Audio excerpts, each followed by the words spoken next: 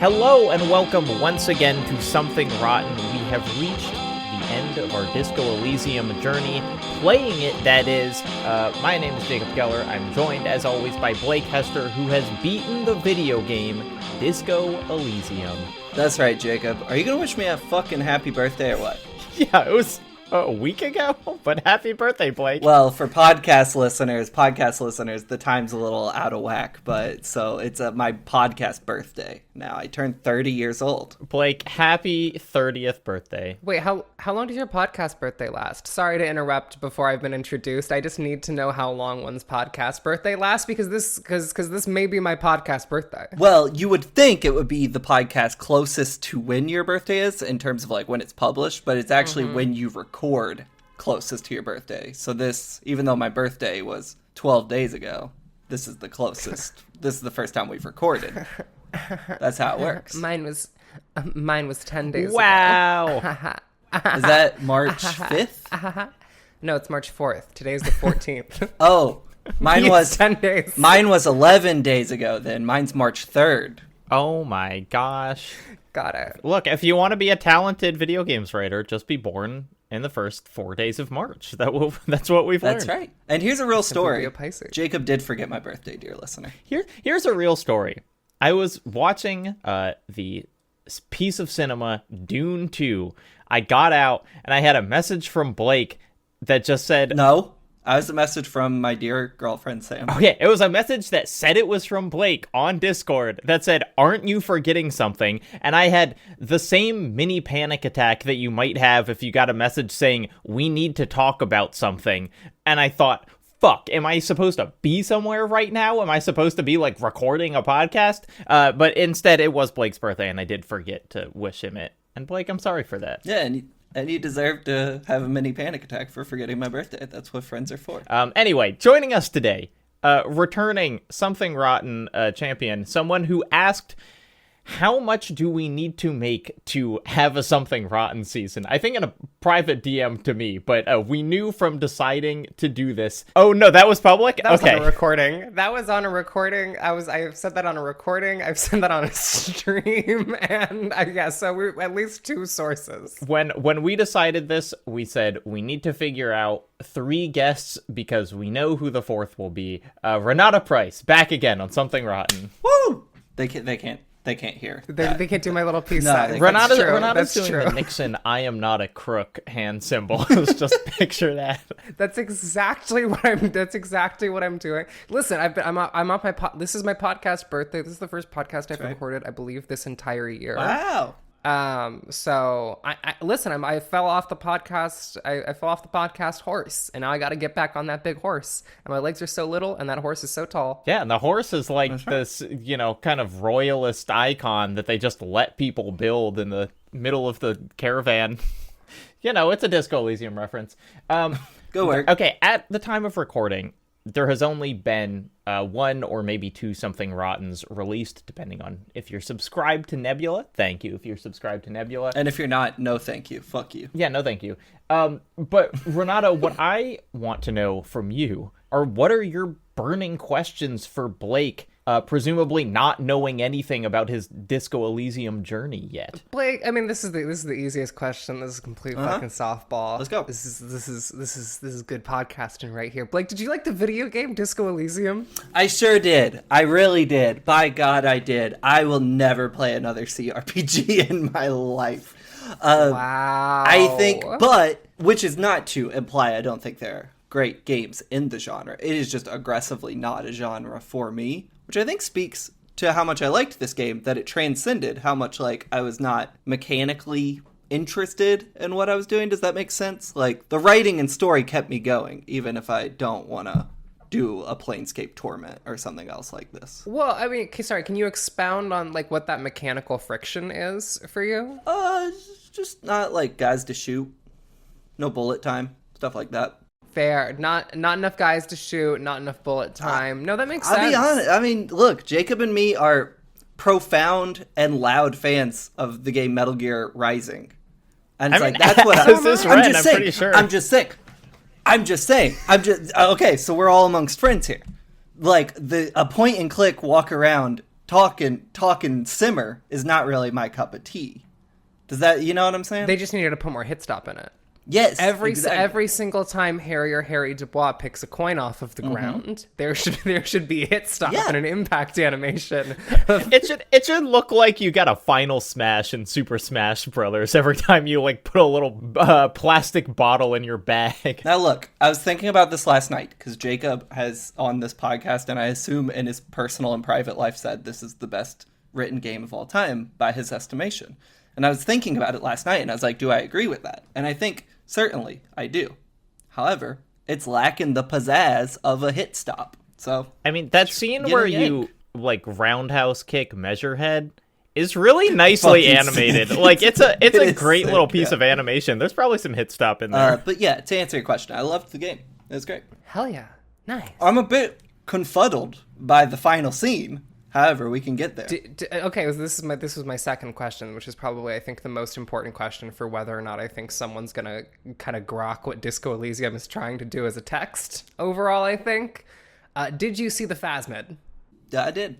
Oh, I saw it. Okay, great. So you had a Phasmid chat? I mean, everyone sees it, right? It's just the question of like if you get to talk to it or you can completely miss it. Okay. Yeah, you can. It's a perception check. Yeah, you can completely fucking blow the perception check if you had not first done the quest. There are like a couple of ways that you can like basically completely fuck yourself on that check and miss the best scene in the game. So here's what I'll say: saw the Phasmid, did not really get to talk to it before it ran off, which was a bit of a bummer. Yeah. That is a bummer. It is worth, I would say, Googling that scene in full on your own time because it includes the best lines in the game. Yeah, it is actually, it's interesting. We're jumping right to the Phasmid. We'll go back and then we'll come forward and talk about it again. Like, there are more lines with it that are kind of not about anything than I remembered, because I remember it being this just, you know, it is like the kind of single most striking moment of the game, just in terms of like what you are expecting to happen versus what happens. But a lot of the lines of it are like,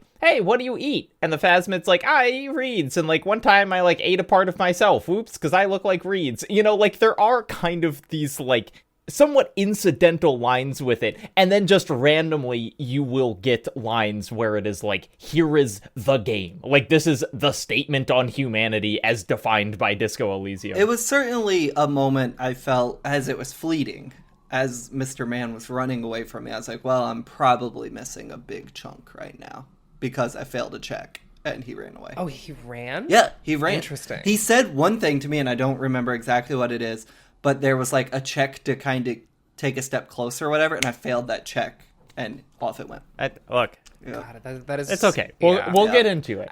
You know, part of being Harry Dubois is fucking up. And so. Well, also part of the reason I wanted to ask is because like I think this is like a legitimately really useful question for like kind of determining like how to approach talking through this ending, at least for me, because like so much of my experience of this game kind of revolves around that encounter, and like so much of my like perspective on thinking through it arguably too much revolves around that encounter. And so like knowing ahead of time is again like super helpful. And I'm like really excited to hear like, so did the deserter stuff land for you then? Because again, I think like the deserter stuff is like so tied up with the Phasmid stuff that I'm again curious as to like if it landed. I mean, yeah, I think so. Like, I really enjoyed it. It's a hard thing to pull off, a character introduction at the 11th hour that is in fact who you're looking for this whole time. But yeah, I don't know, no complaints. I think that this section, it's like, if you want to break down in the simplest terms, like, what did we do in this? It's like, you wake up after being shot, you take a boat to the island, you hopefully have a dream, you talk to the murderer, you talk to the bug, and then you go back and have, like, a last conversation with your former partner. And it's like, in this section, it really is... It's like the bug, the dream, and the deserter are like these three kind of... Each of them is like, here is one of the fundamental pieces of kind of understanding this game. And the first time I played it, it really was the bug for me, where I was like, oh my gosh, this is what's happening. And this time while playing it, sorry, I was about to sneeze, because it was just so profound. This time while playing it, it was the dream for me that I just wrote down like 400 notes during the dream where you talk to Dolores Day / your ex. And I was like really, really struck by just how much was going on there and how much you can kind of read into that about the themes of the game and whatever. And so it is interesting that like this playthrough in which I was playing, fascist bootlicker Harry, it did land, like the different parts meant more to me. I think so. For most of this season, we've kind of led with my experience in the game, but I think I would rather defer to you two who have more experience with this ending than I do, and certainly have seen more of it. I would like to hear your all's thoughts first on everything, rather than mine. Well, I guess before we do kind of any of the end stuff, did you do anything else before heading to the island? I mean, I did the things that told me to go to the island. Like I went and checked Classier's room, found her letter, found the yarn, and then I didn't go investigate the other potential places where a shot could have came from. Like I kind of just beeline to the island. What is Classia's letter? Oh, is this if you don't arrest her? Okay, I arrested her, so that's probably why I didn't get the letter. Okay, yeah. So if you go in Classier's room and you don't arrest her, there's a letter on her desk that's like, I think it says something to the effect of, "I fucked everything up. Bye. There's a gift upstairs." If you go upstairs, there's a piece of yarn tied from a window to, I don't know what that is, the TV tower, radio tower, that is effectively her mapping the trajectory of the bullet, and then it unlocks 3 or 4 different points you can investigate throughout the game world to see where it came from. But the game tells you, hey, this one that looks like it's coming from that island we've never been to, that probably has the highest percentage that the shot would be from there. So then I just beeline to the lady, got her boat, went to the island. So I went and talked to Kuno. That was disappointing because he was just like, hey, Kuno, and then had nothing profound to say. I was like, you missed the shootout, little Kuno? You didn't see any of that? But there's nothing there. So then I just went on with my day. I talked to Gart a bit, and he was kind of nice. Oh, yeah, because Renee dies. Just kind of completely separate from the shootout. Oh, actually, you know what? Hold on. I talked to Gart. He was nice to me, even though I think he ratted on me at some point. I don't remember. And then I talked to Titus, who was like my boy after that. Like, Titus loves me because, I killed a man for him. And I had the option to try to recruit Titus to the police, and I said, no, let my man live. Don't do that. No, I'm good on that. But yeah, everything was all chill with Titus. Well, then I saw the graffito. Right? Okay, God, there is a lot to talk about. Yeah, yeah. So I don't have my Switch, so I'm not looking through my screenshots to remember everything I did. I saw the graffito. I Google translated French to English to learn what that meant. Wait, did you not? Thought that was great. Did you not just click on it? It didn't tell me. It says one day I will return to your side. You speak to it. I did not. I promise you I did not, because I had Google translated it and I went through the whole dialogue tree that it gave me. Blake, I played this yesterday. Blake, it absolutely says one day I will return to your side. Do not invalidate my lived experience. Okay, like Harry Dubois, your lived experience has some holes in its memory. Did you set it on fire? No, okay, well, you didn't fucking click on it. That's why you didn't get it. I clicked on it! So you clicked on it, and then you were like, I think I'll probably not set it on fire. That incredibly cool thing that the game gives me the option to do. I won't do it. That's not my Harry. No, that's not my Harry. I'm a responsible, sober, non-smoking man. Loser. I'm not starting fucking fires in the town square, Jacob, you fascist. You can be sober and start fires in the street. I'm sober and I don't start fires in the street. That's not how... That makes one of us. Well, Jacob, I don't know what you're doing. Renata, I don't know what you're doing. I'm being a responsible cop out here in these streets. I'm the one good cop. Me and Kim, 2 good cops. A cab, except for these 2 fictional ones. Okay, well, so I woke up.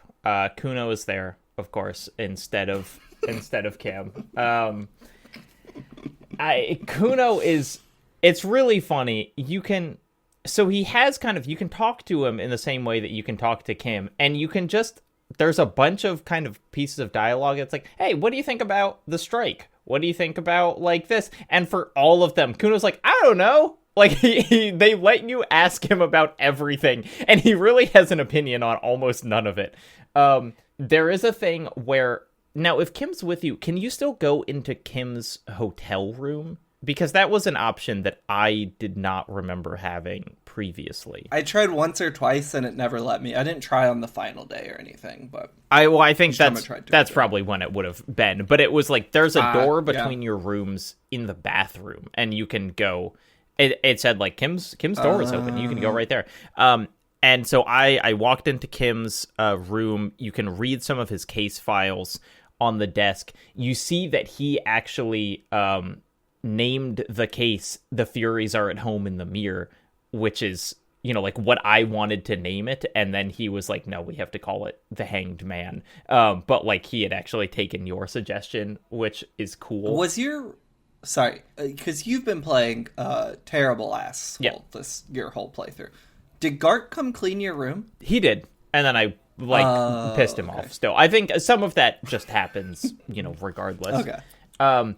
But there's when you're in Kim's room, there's you're reading about things, and Kuno says like, oh yeah, here are the notes from that bino, which is like, you know, they're kind of bullying term for person with glasses. And then Harry's like, I had the option and I said like, yeah, that fucking bino, what a nerd. And Kuno was like, hold on, I can say that. That man took a bullet for you. Do not call him a bino. Like it was very funny that Kuno was like, don't be a fucking dick. But yeah, okay. The graffiti, like, well, actually, graffito. Before that, Blake stumbled into actually having almost the best outcome of the shootout, which I have never got in playing well or poorly. Remind me what the final outcome is? It's just like who lives and who dies, and like so in mine, Titus dies. Most of the Union members die. I think the mercenaries generally got away. But Blake saved Titus, saved most of the Union, killed some of the mercs. But like I walked up and it's like that Union room is fucking empty. Like there are two people in it. It's just kind of like Elaine, who's like the old guy, and then one of the other young ones. And it's bleak. Like it is really just sad, and they're both just kind of like emotionally demolished that Titus is dead, and they're just like, the Hardy Boys are done. Like what do we do? Meanwhile, Blake, you got a line so funny that I like choked when you sent it. Yeah, so I was talking to the Hardy Boys, and they were telling me, I think I was like, I'm gonna go solve the case or whatever, and they're like, no, what you need is to lay down with a drink in one hand and a tit in the other. And I was like, all right, great. And then they were just kind of saying some nasty things about women and their body. And then one said something about this woman who has the biggest pair of milkers in all of Revachol. And then Kim Kutsaragi says, well, then Eugene says, hell, you both look like you could use some feminine company right now. And then Kim Kutsaragi says, thank you for your advice, Eugene. And you too, Elaine. I do always appreciate a good use of the expression milkers. And I said, that's my fucking man right there. That's my fucking man. Shouts out.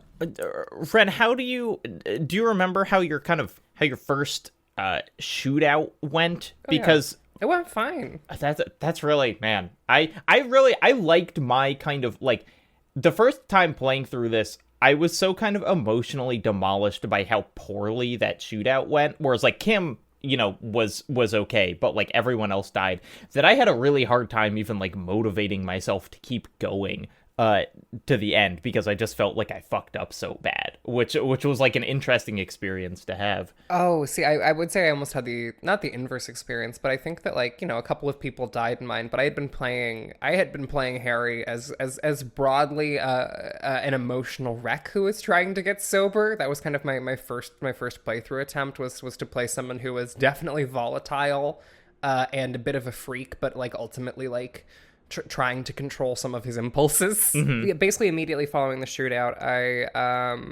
I remember just like settling into, because I played Disco Elysium originally all in, I believe, 1 week. I think I played the whole game. Oh my god! No, I wasn't gonna say one sitting. I thought you were gonna say sitting. It was close to that. Yeah. It was close to that because at the time I was staying with my grandparents because I had temporarily moved out of my home due to some like family stuff.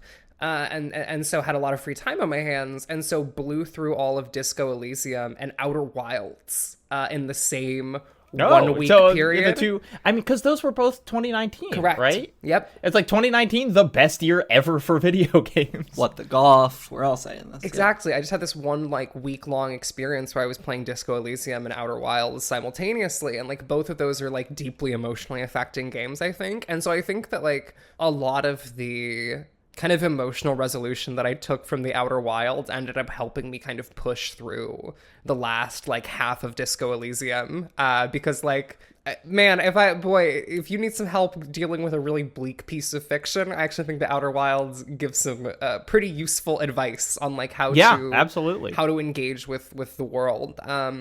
Advice that I think honestly Disco Elysium kind of does mirror in a lot of ways, at least during like the communist political quest, in ways that like I think like were deeply resonant. I will say that is like the biggest difference between my first time through the game and this one, is that like my first time through the game I did not have any access to the director's cut content, and so taking a look at that before this was like, oh cool, like this really does like bring everything together for me in a way that I really appreciate. Jacob, I have a question based on what Renata just said. Yeah. And it maybe is a little inside baseball, but I assume a bunch of listeners are playing this game along with us, whether for the first time or not. It's beside the point. How do you feel about how we played it? From a production standpoint, it was great. We had like 2-week breaks between episodes. But like, I struggled a bit with those huge breaks and then having to return to a game this dense. Like, do you think we kind of fucked up playing it this way? I think it is kind of the experience of playing this game for the first time that it just feels almost unmanageably dense. I think you would have felt that way no matter how we played it, just because there is so much going on, and you only really get a perspective on like the whole of it once you've finished it. And so like I had an easy time because I've been like thinking about this game for years and kind of know it well enough that Den is doing. I think your first time through, mechanically, it's pretty obtuse to get started, and story-wise, there is just like so much going on, and you don't know what the important bits are. Yeah. And so it makes sense that you had that experience. For instance, I mean, and one of the things that I like wish I knew is, Blake, last week you talked about like running into those two communist guys who were like building a house of cards, and you kind of talked about how funny that was. Like, that is the Communist Vision quest. I only realized that now, kind of going through this. It's like that is specific to your playthrough because your Harry was opting to be a communist. And to my question, see why maybe it wasn't good to have 2 weeks separating it? I totally forgot about those guys and never followed up with them at any point. Well, I mean, I think you kind of got the conversation, like what you were describing. Well, there are two. Okay, well, yeah. So Ren, what was this quest? Because you were paying attention to it, I think maybe more than Blake was. So basically, you see those guys 2 times. The first time you show up, and they're like building effectively what is a house of matchboxes. The underlying metaphor being that they are performing a kind of communist theory in which thought manifests as literal reality. And so if you believe something firmly enough, you can manifest it in the world. Our thought stuff then kind of consolidates into plasm, quote unquote, which you can like use to stick things together. And so basically, the idea is that you build an impossible house of matchboxes with the knowledge that it is built to fail, that it is built to like kind of collapse under its own weight. But you believe in it so completely, you believe in the process so completely that it stands anyway. Is kind of the and so this is 2 things happening at once with the matchbox thing. One, it is explicitly in the text a metaphor for like the dialectical materialist view of history. Explicitly, that is what it is doing. We build ourselves up, we build up a version of the world. Eventually it produces its own antithesis, it naturally destroys itself, and then we build it up again. That is quite literally what they do in the actual quest, is they build this thing over and over again. And then the communism quest kind of resolves with you being able to like come back to these guys and talk to them again after having read the theory. And the way that the quest ends is you attempt to, it can end, is you can attempt to build it again. You attempt to build this literally impossible structure of paper in the air. And for a second it hangs there. And you do for a moment, and then it falls, but like the fact that it is buildable, then works as like it can stand for a second, and the fact that it can stand for a second means that the practice is worth doing. Also, this is following a like long conversation about faith, and specifically like communism filtered through the lens of faith. And kind of understanding it, like basically one of the guys is like, there's this theorist who kind of posits that communism is a religion, not in the way that people talk about like, oh, you're just following communism as a religion. That's I think a silly way of understanding things, but it points out that it is founded in a belief that the world can be better. Like ultimately, it is founded in the ultimate belief that the world that we can touch and that we can interact with can be better, and that it is our responsibility to make it so. And so kind of the characters reframe the whole project at the end of it as an act of faith. And for 1 second you do build communism in the room. And like, I think that is like deeply emotionally affecting in ways that like, I think really resonate with, in its best moments, the rest of Disco Elysium's ending, which kind of believes that we do have a capacity to like build something better and build ourselves better in even in fleeting moments, to for a second stand before falling apart again, and that's worth it. But also, it is also so interesting, and maybe the most relevant one to like who ultimately did the murder, because the murder was also performed by kind of a fanatical communist whose like belief in communism has in some ways warped into this like broken person along with like everything else. And so like having like them represent this one version of it, and then him who like, even if you're a communist and you show up, he's like, you're not a real communist. Like he will never believe that like you were on the same side as him, or him and you could like believe in the same things. Yeah, exactly. And like that's one of the big differences I think between him and them, is that at the end of that scene, after you build it for a second and you stand around being like, oh my god, we fucking did it, the last thing they ask you is, how can we improve our meetings? And they're like, hey, could you like, do you think like if we like got rid of the password, people would show up more? Do you think if we put posters around town, people would show up more? One, which is a really good joke broadly about the experience of organizing, whether you're talking about a university campus or like real ass capital O organizing. I think that a bunch of people having a really good conversation about theory, and then resolving it with maybe we should make some posters is, I think, a pretty universal experience. But also, that whole sequence about like the futility of building this impossible structure that will eventually collapse in on itself ends with a bunch of people standing around after having like a really good and like meaningful conversation with each other, being like, well, I guess we should keep doing this, because if we don't, we can't live anymore. Yeah. And like, that's Disco Elysium, baby. That's Disco Elysium to me, baby. We're interrupting this broadcast to let you know that Something Rotten is dead. We're doing what? Starting immediately, Something Rotten is done. Finished. Gone. Bon voy freaking Oz, Jacob. This podcast is now a Leo Vader fan cast. Every week, we're covering all the latest, hottest, and juiciest news about the Minneapolis movie maker. And if you've seen him, you best believe there's plenty of hot news to talk about. We're, like, as much as I love him, we're not going to do that. But if you like Leo so much, have you considered signing up to Nebula? To what now? Nebula is this wonderful streaming service run by creators with exclusive videos, podcasts, shows, the whole 9 yards. I'm on there. Leo Vader is on there. Blake, you're on there. Is that what these checks are from? My God. Okay, here's the deal. When you sign up to Nebula using our code, nebula.tv/somethingrotten, you get immediate access to early and ad-free episodes of this show and exclusive bonus podcasts featuring guests such as Noah Caldwell-Gervais, Gareth Damian Martin, and Chris Bratt. you also get access to Nebula's entire catalog of creators and content, and your money goes directly towards us making the show better. Do you think Leo feels about me the way I feel about him? I think a better question is, does Leo know you exist? I've literally pooped in his bathroom. I would sure hope so. Okay, one day I will return to your side. I want to talk about this. This is the graffito that you can optionally set on fire.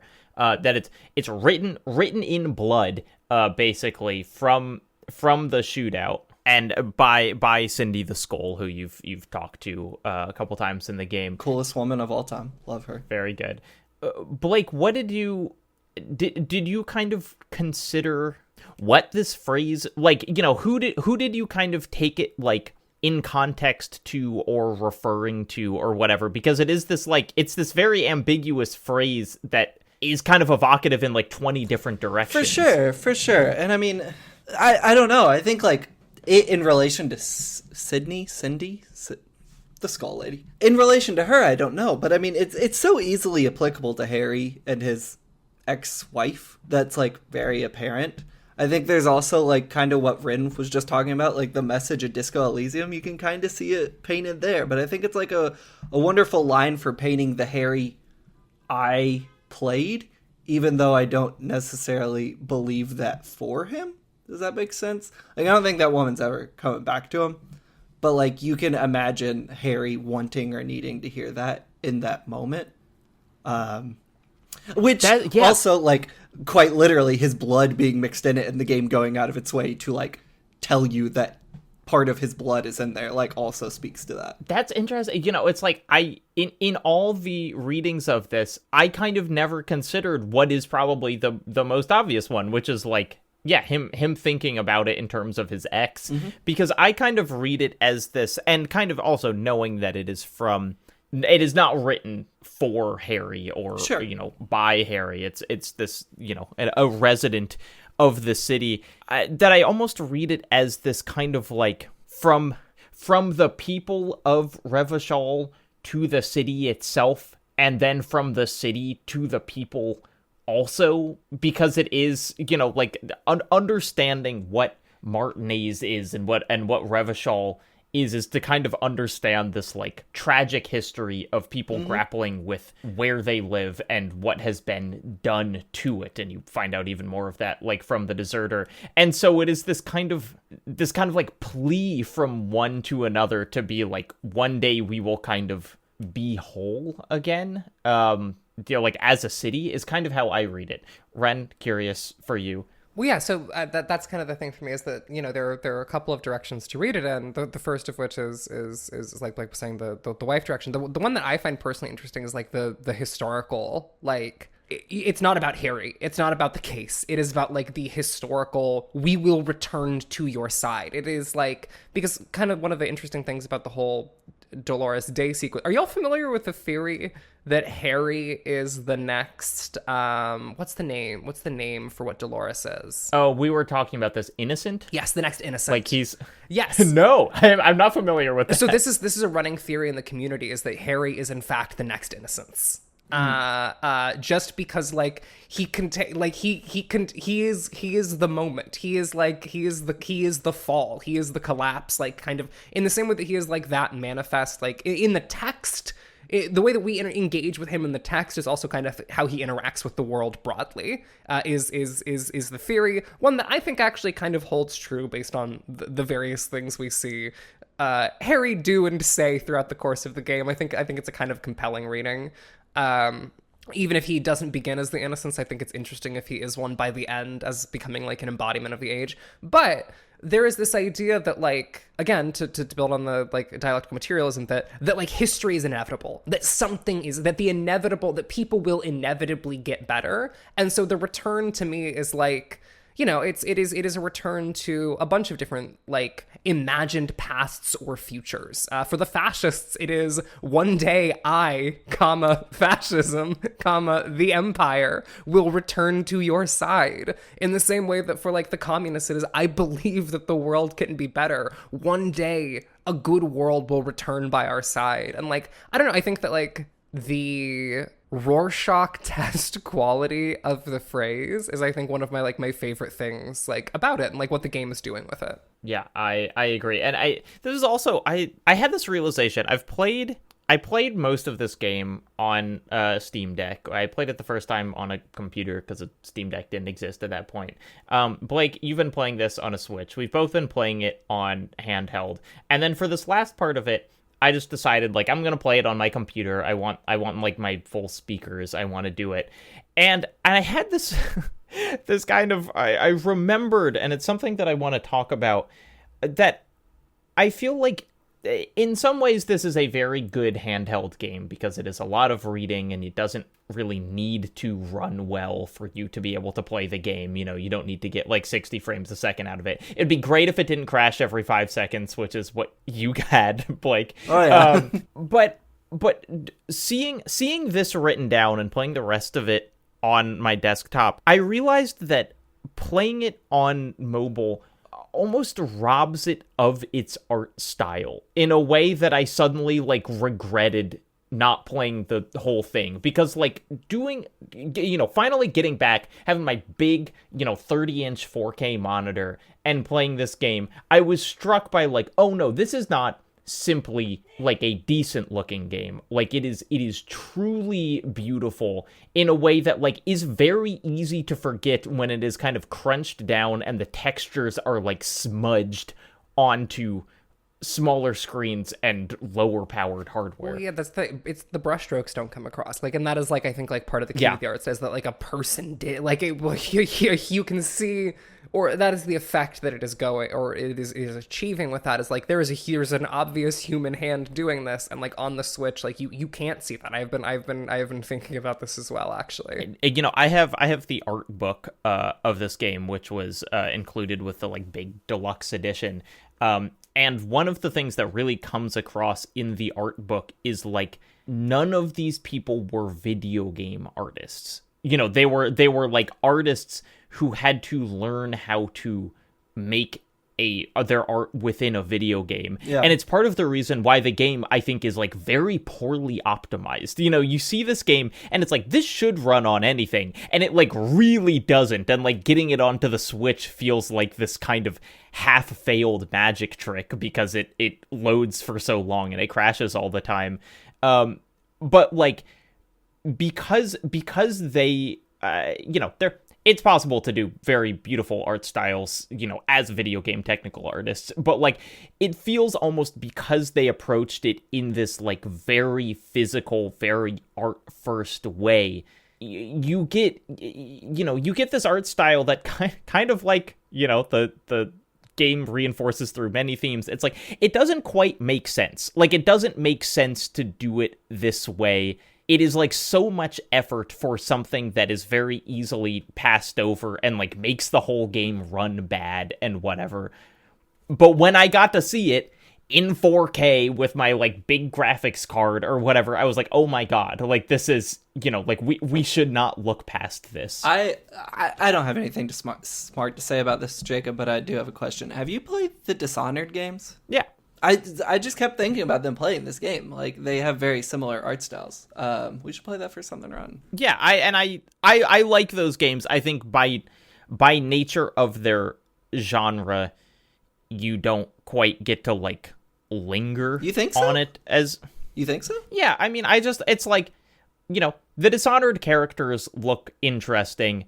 The character portraits for Disco Elysium are like some of the most evocative art, you know, attached to characters in a game in a way that like you don't, you know, it's like when you talk to a guy in Dishonored, you don't get to appreciate like, oh, did they give him like a square halo versus a round one? Or is he depicted as like light shooting out of the crown of his head like Egghead is? Sure. Okay. I see what you're saying. Okay. Sure. Yeah, I will say that like the compositions are important here. I think, and also Disco Elysium has another advantage here, which is that the sum experience of it, the sum aesthetic experience of it, is so different from Dishonored that I think that like it is significantly easier to engage with it in that way. Sure. Like I don't know. I think that in a game about reading descriptions of pretty things or reading descriptions of terrible things, I do think that like it is easy to that beautiful things being depicted artistically and like with the kind of in a style that requires like constant engagement is something that like I think like comes more to the fore. So I understand how you Dishonored isn't begging you to look at the beauty of the world in the way that a lot of Disco's writing is. I don't know that I totally agree with that, but I don't want to I'm not trying to take away from Disco, which I think is beautiful and I loved. But in terms of it feeling like an oil painting that you're playing through, I was constantly thinking about Dishonored while playing this. Yeah, I mean, I it's been a while since I've played Dishonored. I would like to return to it because I have kind of mixed feelings about that game. We definitely but I know should. A lot of people that I like are very interested. You know what they are? What?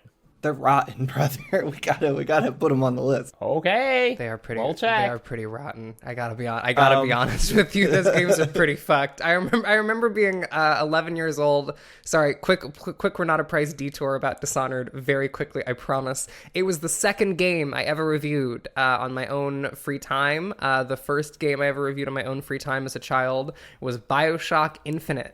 When I was 11. When I was 11 years old. Hey, we've all done it. I wrote not bad about The Last of Us when I was 12. No, exactly. I was figuring shit out. I was learning how to do it. You know what I mean? Also, you were not 12 in The Last of Us game. What the fuck are you talking about? I was. No, you're right. I was like 17. It was probably worse than what you wrote when you were 12. Also, listeners, this is that 10,000 hours thing. If you want to get good at talking about games like Renata is, you simply have to start when you're 11. Sorry, I was 13. I checked. I was 13 when The Last of Us came out. Yeah, I fucking love Dishonored, but I remember my dad seeing a gif of someone getting stabbed through the neck from above and him being like, that was sick as hell. Don't know if you should be looking at that. They're like, Dad, if I kill enough of them, rats will come and eat the population. It's important. You don't understand. There's lore implications. This is mechanically relevant. I've never had that happen. I only do... Like, I get through Dishonored with only like 1 or 2 kills. I've never had the rats come eat everyone. Yeah, and I think we need to stop talking about Dishonored. Dude, okay. Hold on. I love Dishonored, but let's move on. Yeah, I was going to say, look, I think that's one of the boring things about the game is the game incentivizes you to just go out and stealthily choke everyone out, and then you don't get to do the cool stuff because the game tells you that bad stuff will happen if you use the cool tools. That's right. No, he's right. Jacob, how do you walk down the street without feeling like you need to kill everyone all day? It's like, oh, do you want to do cool, like, kill animations on real humans, you psychopath? Yeah, Blake, who can't play a video game without bullet time in it, is accusing me. I'm not the psychopath here. Okay. There just won't be enough hit stop when you do it to a real guy. God forgot to include the hit stop. He did. Oh my god, can you imagine how much more fun professional fighting would be if there was a real world hit stop? God, it would be so sick. Okay, so you find out before you go to the island, you talk to Gaston, who reveals that Renee has died, the old kind of royalist who's been marching around the whole time. Oh, I didn't talk to them. Yeah, it's a great kind of sad conversation. He didn't die related to the shootout. He just died at his post. He says, Gaston says something like he wasn't even supposed to be working, but he was so stubborn that he just like wanted to show that he could do it, and so he like went up there and then eventually just kind of had a heart attack because he was old. It's a really great conversation because you talk to, it's like Gaston talks about like hating him his whole life, but in a way that is kind of love. There's a thing where you can ask him, where has he gone? And Gaston says, hell, most likely. He was an absolute cunt. But it is a weirdly, before you get to the deserter, and the deserter you can have a similar conversation like about Renee with. it is this kind of just like weird thing of like, oh, he hated him so much that he kind of loved him, and then you also find out that Renee had like a wife who Gaston was kind of in love with as well. It's just like a nice, interesting conversation. Yeah, I was gonna say, I think that, like, again, one of the things that I find really interesting about that scene is the ways in which, like, I'm sorry, I'm looking at it right now. I'm looking at like the quotes from that exact scene with the two of them. The bit where it reveals the explicit part is him question mark pain threshold. There's tenderness in the carabiner's look, tenderness that's curled into pain or something darker, even worse, a love aborted and smothered, stamped beneath his brilliant boot heel. You catch the carabinier's gaze slowly leaving his opponent's wrinkled face as his dark eyes meet yours. Whatever turmoil raged in him a moment ago is quelled for now. Like, he explicitly, like, the fact that these, like, are two men who are in love with each other, but whose love can only be filtered through a weird competition for like, explicitly, that is what is happening. And, like, in ways that I find, like, I don't know, I think that there is, like, something, like, really interesting about, like, Disco Elysium, like, giving voice to the subtext of all of these things and just making it explicitly the text in the game itself that I find, like, interesting and, like, and cool. And so after that, before that, I had to internalize one more thought cabinet thought, which is finger on the eject button, which is I said one too many things about wanting to kill myself, and then they said, oh, buddy, here you go. Here's the thought for that, which I did not do, but what that thought does is every night it gives you an opportunity to kill yourself. Like, if you have a gun and a bullet, it's just like, you'll want to do it,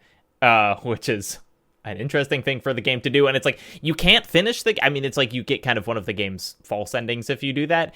In some ways, it felt like that is how my fascist, drug-addled Harry, like, how his story should have ended. But I didn't, because I wanted to, play the game through for the credits for this. I think that would have been really interesting. There were, like, a few moments where I was wondering if there was stuff like that in the game, and if, like, my playthrough would somehow hit them, and if that would just be like, all right, I gotta just accept that ending for this. I think you should have done it, Jacob. I think it would have been fascinating. I mean, it's like, I can tell you what happens, because it's like, I did it when you're talking to the Union, and you attempt to intimidate them by swallowing your own gun. And it's like, you can pull the trigger at that point, and, like, the game ends, and you just see that little newspaper article, and it's like, cop kills himself in front of a bunch of Union boys. And it's like... Oh, it doesn't, like, commit and roll the credits or anything? Well, it kind of commits every time, because you have to go back and, like, load your save. But it does not roll the credits. Oh, okay. Never mind.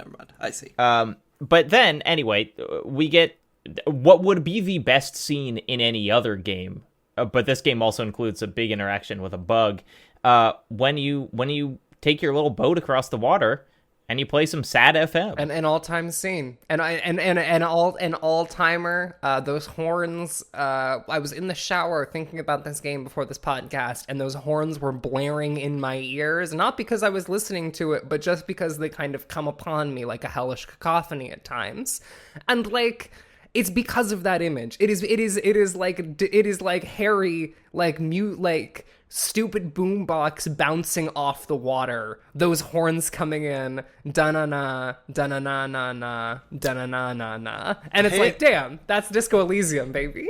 Harry standing at the head of that boat like George Washington crossing the Delaware River is truly a sight to behold. It's the funniest shit. And I will say, so on this...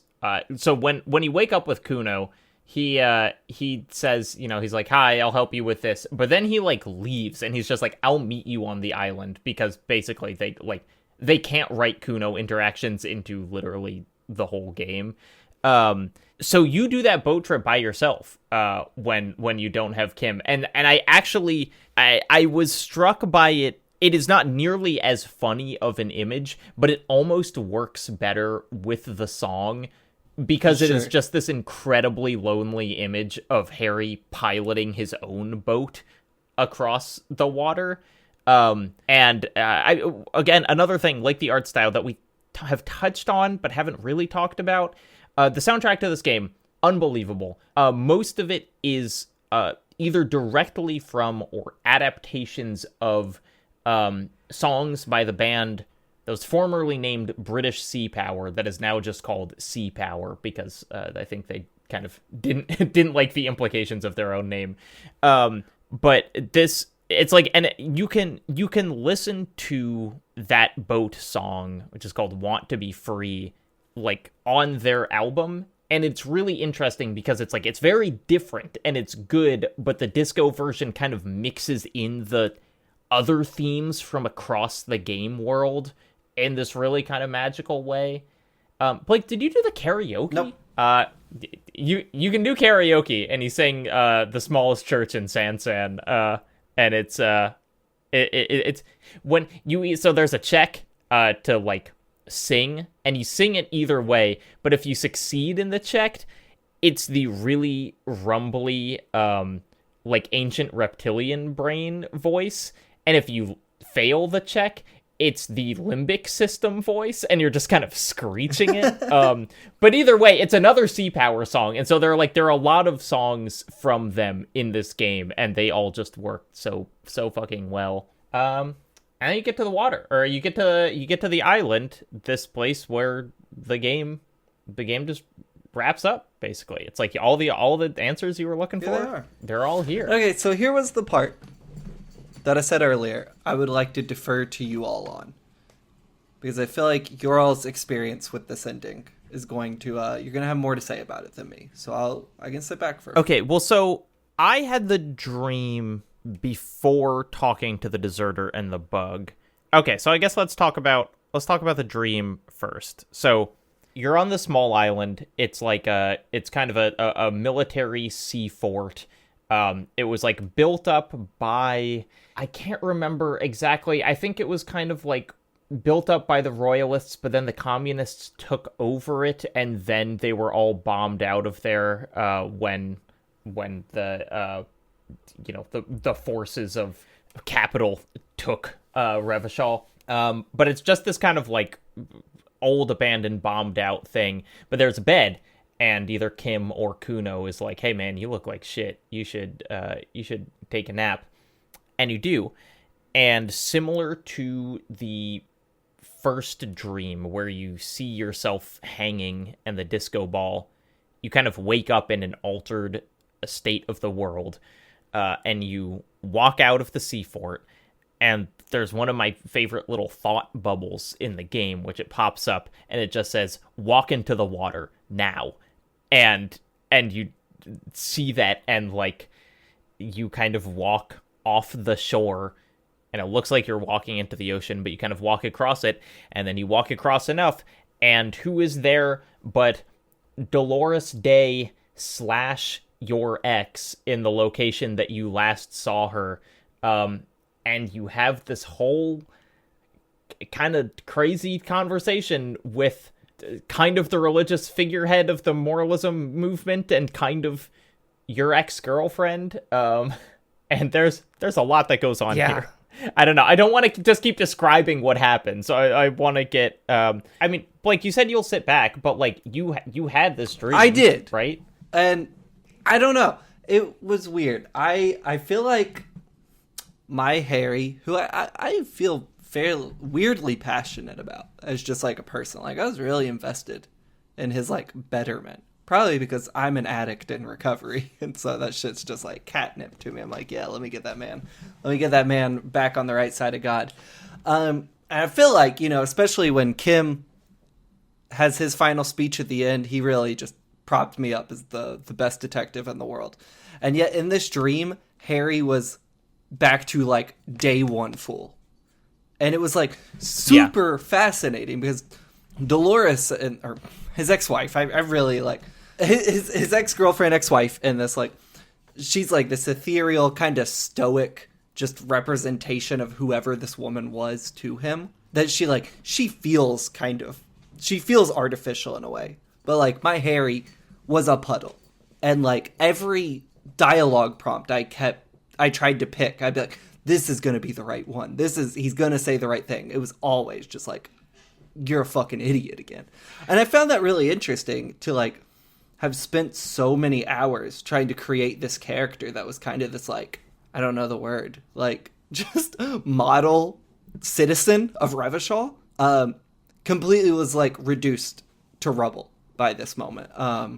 I don't know if I have anything deeper to say about it, but, like, it was really interesting to watch the game be written in that way, to make you feel like an idiot, even though, like, for me, I was doing my best, right? Like, I was really going for it here. I think how well the scene works, at least on the interpersonal level between you and her, it does somewhat depend on, like, what you've decided your Harry, like, how much he is recovered from this, where, like, in this playthrough, but also my first playthrough, I kind of, like, I didn't do drugs, I was, like, a good, tried to be kind of good cop of the people or whatever, but I still, like, every time there was an opportunity to kind of crumble for the X, I would kind of, like, that was my doom spiral, and so this scene has always really worked for me, but then there is also this kind of the larger metaphorical work of this scene, and this is what I was really struck by this time, and I think this is one of the more kind of, it feels most like a novel scene, in the game, because you have very little agency in what you can choose to do in it. You can just you just go through your list of things to say, and you can decide to say them or not, but you don't have a lot of, like, choice in terms of, like, how this plays out. And so it really does feel like a writer giving kind of a metaphor in a book rather than, like, you experiencing it as a player. But just the idea of Dolores Day as both the, an innocent and the kind of, like, figurehead of moralism, essentially, like, leaving the earth, I think is a really interesting way to analyze this, because for Harry, he's seeing his ex-girlfriend packed up, ready to get on a plane and, like, fly to somewhere that he'll never see her again. That's the significance for him. But because she is also Dolores Day, the kind of, like, religious figurehead of moralism, which is kind of, like, the liberalism of the game, and seeing her, like, leave in a dream, I couldn't quite articulate what I was feeling or what the game was doing with it, but I do think it's this kind of, like, in the same way that it talks about communism as a religion, as in, like, something that you have to believe in despite it kind of, like, never seeming like it's going to work in order for it to work. It seems like it's kind of, this is its statement on that moralism, that it is essentially like a dream that is one day going to leave, and then you'll be left kind of, like, with your dick in your hands, which is how Harry is left, at the end of this scene. I don't know, Ren, do you...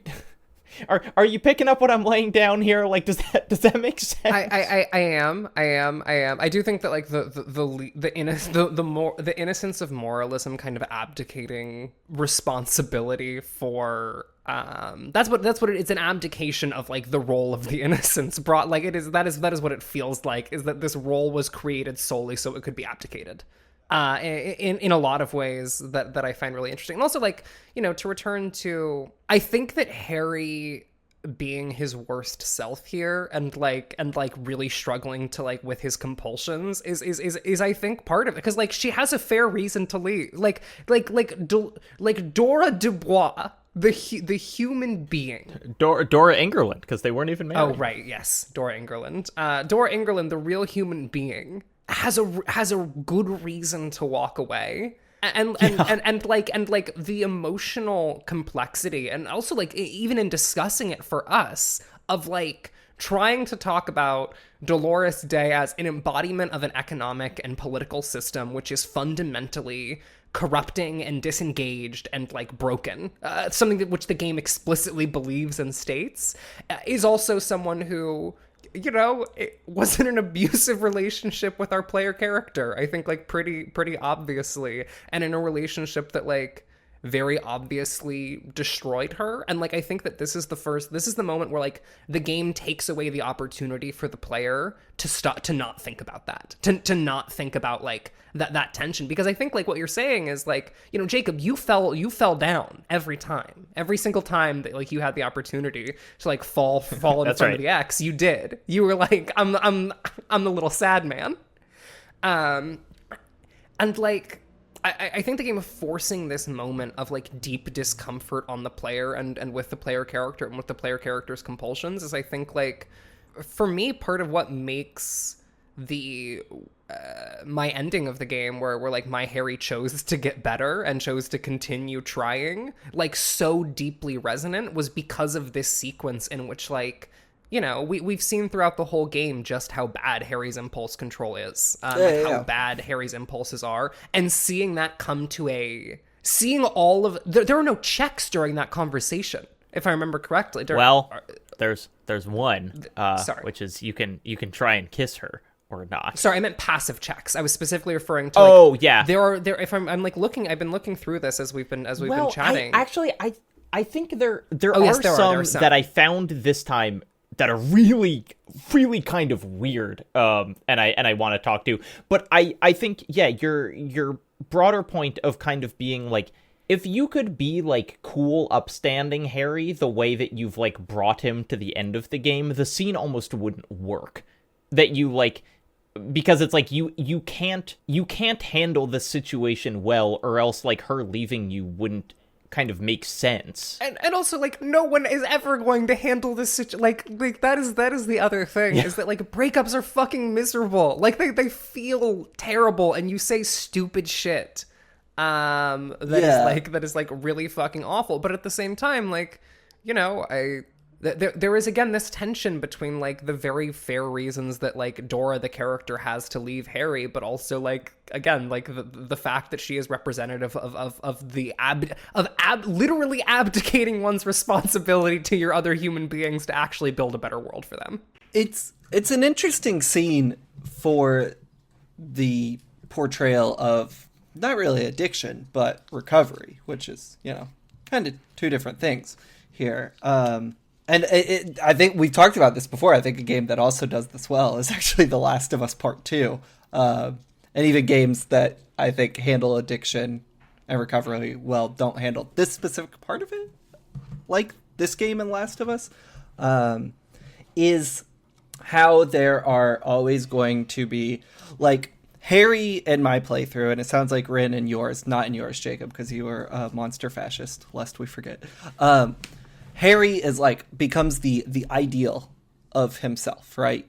Like, he's sober, he's a good cop, he's a good guy, blah, blah, blah, blah, blah. But in this moment, you see he is not able to accept that his past still happened, and that his ex's feelings, like, she can't erase that part. Even though he's trying to erase that part of his life, she can't erase her, like, lived experience with Harry. And I think that's such a bitter thing for addicts to deal with, is like, there's the fucking, I think we talked about this in a different episode, but like, there's the fucking, there's one of the 12 steps that is like, make amends, except for those it would hurt to make amends to. I've never done the 12 steps myself, but I'm familiar with the program, believe it or not. And it's interesting to see games tackle that and do it well, because my Harry really struggled with that. And I think the game gives you opportunities after that. At least with me, speed comes up, and it's like, are you going to finally break? Like, I'm talking to the when I talked to the deserter after this, I did have a chance to like go down a speed thought, and I was like, no, I have to stay true. And I think like it's fascinating to watch a character have to deal with that, and you have to wrap your mind around that as a player, because that's stuff I'm having trouble talking about it, but like, it's something I've dealt with in my real life, being like, I'm better, and then, but like, that person isn't just going, they can't, you know, they have to go on because of what I did in the past. They don't have to accept me as a better person. Like, they're within their right to do that. And I think like that's such a true part of recovery, that like for games to tackle it is like necessary in telling a true story of recovery. I'm sorry I took a long-winded way to get there. It's a brutal thing to deal with. I think you're completely correct, and kind of that's, yeah, it is, again, it's just like, it's why this scene doesn't work if you could be like cool, suave Harry exactly. and like win her over. As a gamer, it's unsatisfying, right? Because I couldn't find the fucking dialogue prompts to get the good ending. But like, as a piece of the narrative, it's incredible, because like, you don't get the satisfaction, and frankly, you don't deserve it, right? I think that's super, super necessary here. Is satisfaction, or like, is there any emotional resolution? Like, not even satisfaction, sure, yeah. But like, is there? Can you understand that the only way to do this is to walk away? Yeah, and like, I don't know. I think that's really. I also think that, like, there is to kind of build off of the recovery and the addiction stuff. There's a line from the Phasmid encounter that I think is like that really like deeply ties into like what the game is like trying to do with all of this. That I think is helpful here. Sorry, I'm just pulling it up really briefly. If y'all want to keep chatting for a sec while I grab this line, because it's useful. Yeah. So there are a couple just like really interesting dialogue moments in the Dolores Day scene that I hadn't noticed before. One, I mean, some of the dialogue is just like, it is like brutal in the way that relationships ending feels like, even if it's not how they are. She says, we don't have anything to talk about anymore. Every combination of words has been played out. The atoms don't form us anymore. Our love, our unborn daughters, which is like, it's like, if you want to say something to someone and shatter them into a million pieces, that is the line to say. I also believe those are the opening lyrics to Deep Blue Something song, Breakfast at Tiffany's. It's a joke for the people in their 40s listening to the show. Shouts out to y'all. I see you out there.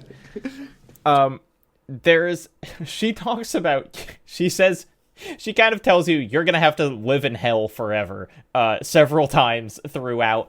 And I had invested fairly heavily in rhetoric, which is, just the kind of like, there's a check I wanted to pass, and it also seemed like kind of an annoying fascist trait to be able to be like, aha, but actually you said this. And like, there are several times at the end where like rhetoric succeeds and in succeeding fails in really interesting ways, where she says like, you're gonna be in hell forever, and then later she says like, I think you can get better, and rhetoric's like, ha, where, in hell? And then you say that to her, and she's like Harry, I don't know, and rhetoric's like, wait, no, I succeeded. Like, isn't she supposed to, kind of like rhetoric being like, I won that dialogue check. Shouldn't I have like got something out of this? But then you don't, because like winning the argument in a breakup doesn't actually like do anything. Ren, did you find the line you were looking for? I can keep talking. Yeah, sorry. It is. The more I'm looking at it, the more I am like, I think that we'll just have to talk about it during the full conversation. I apologize. Once we get to the Phasmid, we'll get to the Phasmid, and I can kind of dig into these lines, because they're just too big.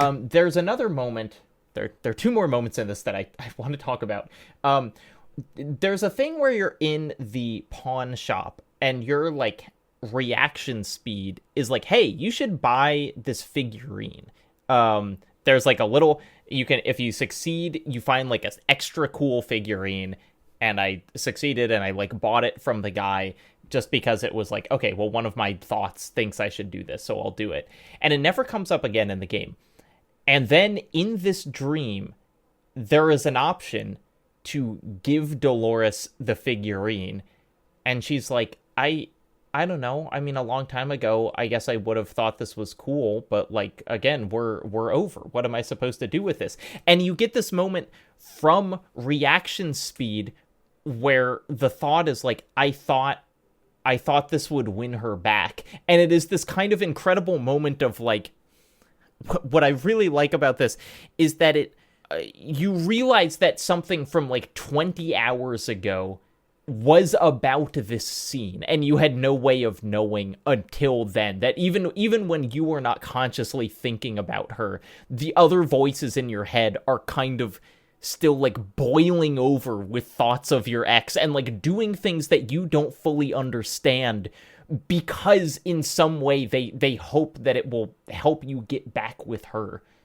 And then there's one more moment that might be the only version of this in the game. I'm not sure, but I don't think that I could have experienced it the first time, because it is a difference between the written dialogue and the spoken dialogue, where you are you're talking to her and she says, you know, she's gonna leave, and Authority's dialogue line as written is, "You have sworn a holy oath, Harry. She herself begged you not to let her go."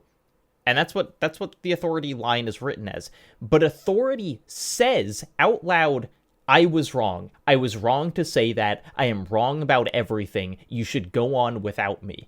And it's like this completely bizarre moment of like, somehow now the narrator is breaking from like the text as is being written. Well, and I was like, what the fuck is going on? I have broken from the narrator of my own text being written. Like that's the thing. That is the thing that like I think makes this scene like so compelling. Is this feeling of like, this is in a game kind of oriented around player disempowerment through or player empowerment and disempowerment at various points through this skill system. Having this final coup de grace of just running that system into the absolute ground by showing every single way in which the system that has been like so brilliantly designed to express something about the ways that people think and feel about the world. It is this moment that kind of reveals like you were only thinking about 10% of, like, you were only thinking about half of how this system has been working the entire time. Yeah. In a way that, like, you know, I mean, speaking personally, like, I have had conversations with partners that led to me saying things like, I compulsively do X, and just like spurting it out despite not thinking, like, despite not having that thought, the words come out of your mouth and you're like, oh, I have a problem. And then it's like, and I don't know, I think that this is why the scene like lands just like, Disco Elysium is a game about realizing that you have a problem in a lot of ways, and the extent to which you can still have a problem even if you are kind of doing right by people for a week straight.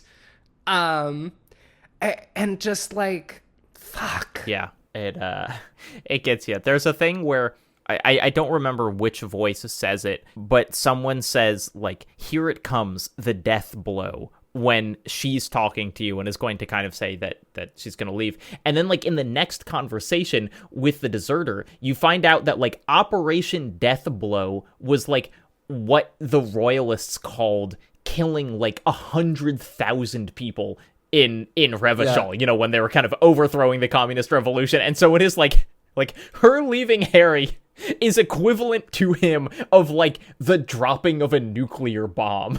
Like, this is kind of the whole premise of the article I wrote for Kotaku, like, at this point 2 years ago, about Disco Elysium as like a metaphor for trauma, as the whole game as extended metaphor for trauma, is that, like, the personal tragedy of Harry's life is directly reflective of the historical tragedy of Revachol, which is itself directly reflective of the historical tragedy of the system itself. And, like, I think that the elegance with which Disco Elysium pulls that off is really impressive. And then, like, it's not just elegant, though, because, like, if it was elegantly pulling off this trick of, like, making everything work across these 3 layers, that would itself be impressive. Instead, they have made all of them talking to each other all of the time and revealing things about the others that you did not realize was there. It is, it is, like, we've referred to the game as dizzyingly dense, previously, but this is where it's like, it is pulling all the threads together, and it does so in a way that feels almost impossible given how many threads the game, like, puts out into the world while you're playing it. And yeah, it just kind of, it collapses in on itself in a way that I cannot even conceive of, like, writing myself. Let's move on to the deserter, because we gotta talk about the rest of this shit. We found the guy who did it.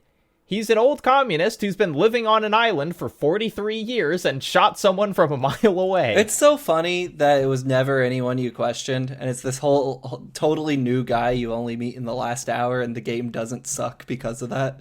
Like, genre. Yeah, it's like good job pulling that off, because most games I would be so mad by that twist.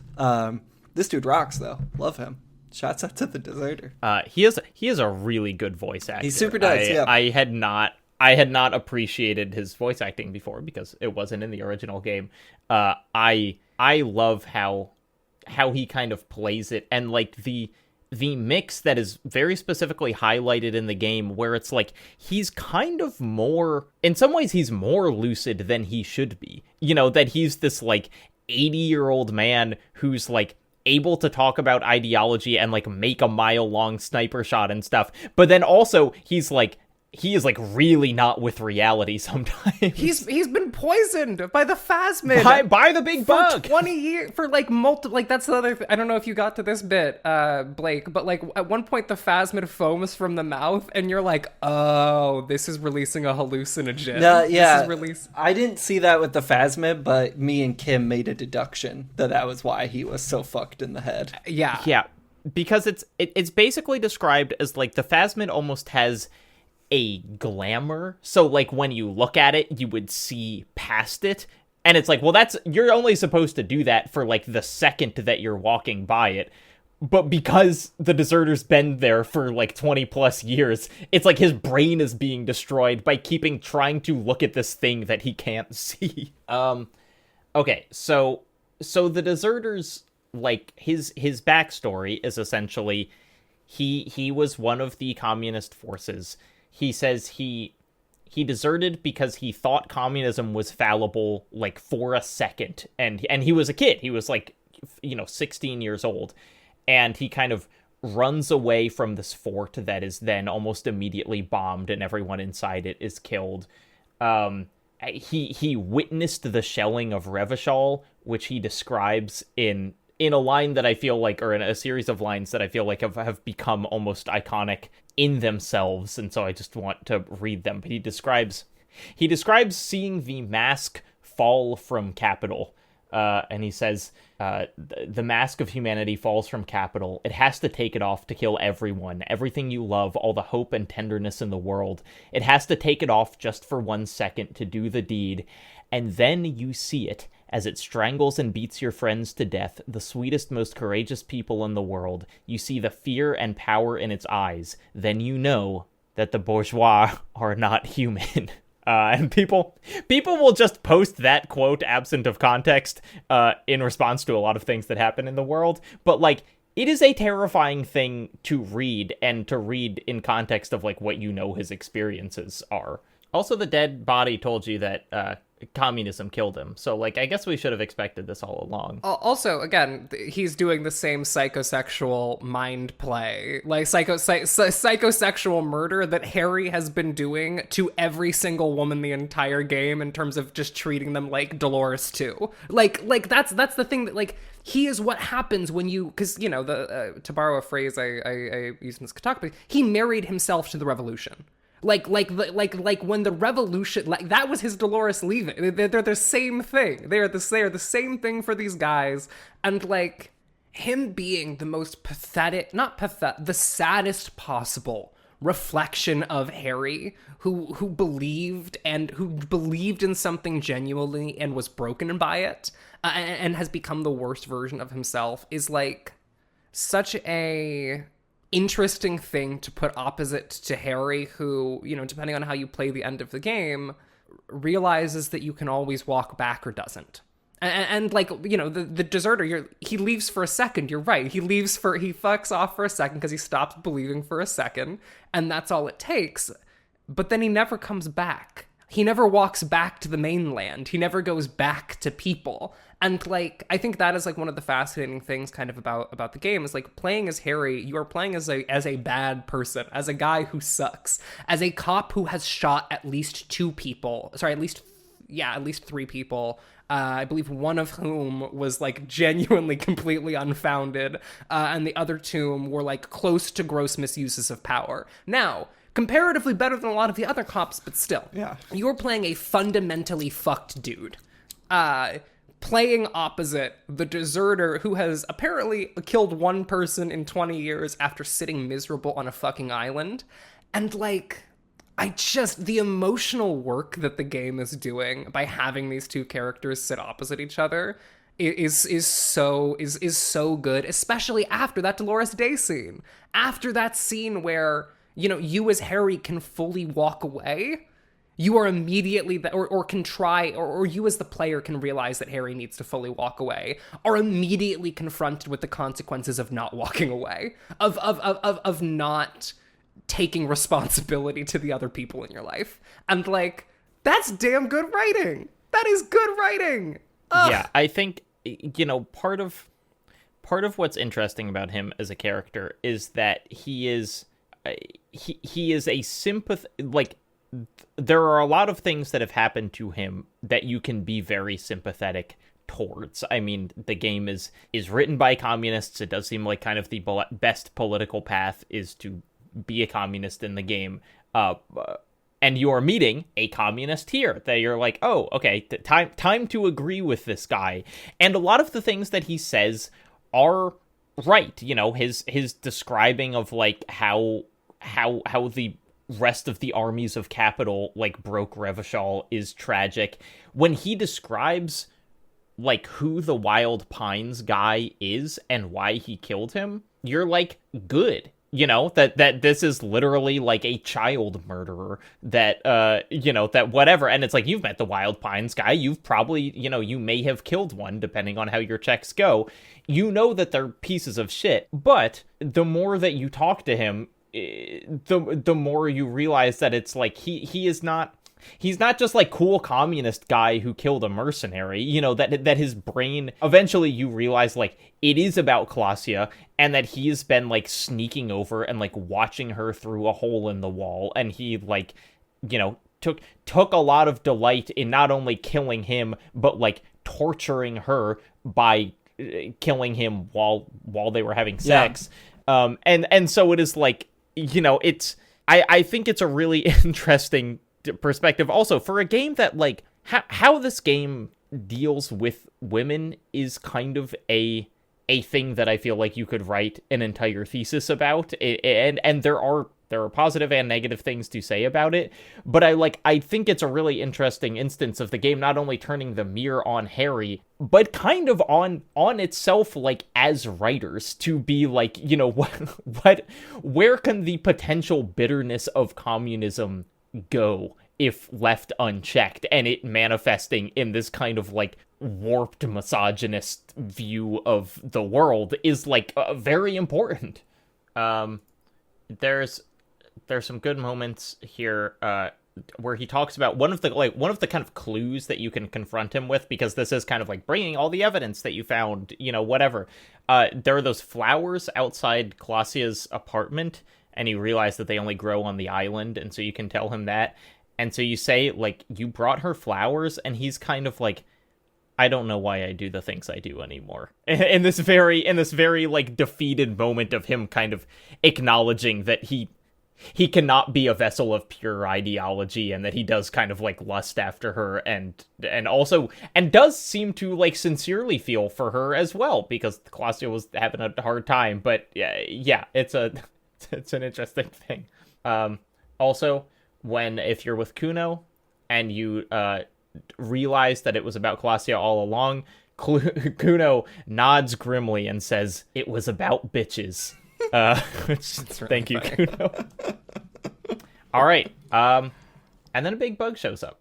Blake, when you see this thing come out of the reeds, what are you feeling? Well, first I don't.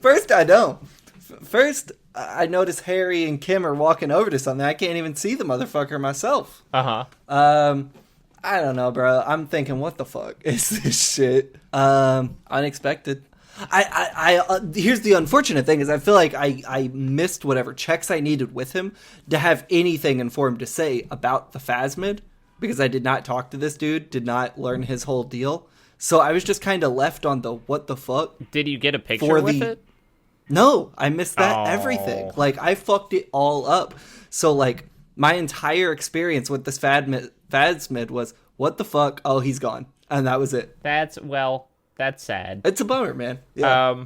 But there you go. That's what you do when you make things missable in games. So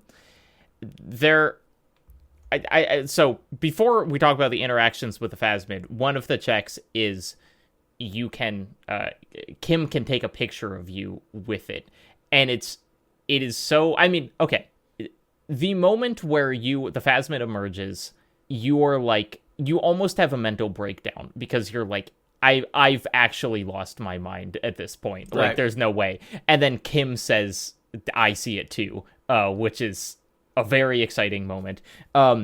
Getting the picture with Kim is the picture itself, Blake, I'll send you a picture.